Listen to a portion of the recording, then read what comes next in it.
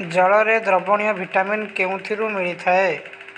Option A ଶାଗ ଓ ପନିପରିବା, ବି ପ୍ରାଣୀଜ ଚର୍ବି, ସି ଉଦ୍ଭିଦ ତେଲ, ଡି ସୂର୍ଯ୍ୟ କିରଣ।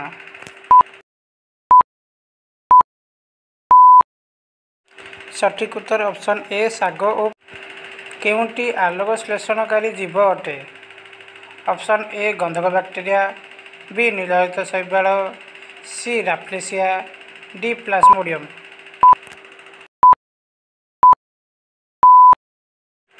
ସଠିକ୍ ଉତ୍ତର ବି ନୀଳହରିତ ଶୈବାଳ। କେଉଁ ପ୍ରକାର ଖାଦ୍ୟ ବିନା ହଜମରେ ଆତ୍ମୀକରଣ ହୋଇଯାଏ? ଅପସନ୍ ଏ ଶ୍ୱେତସାର, ବି ପୁଷ୍ଟିସାର, ସି ସ୍ନେହସାର, ଡି ଧାତୁସାର।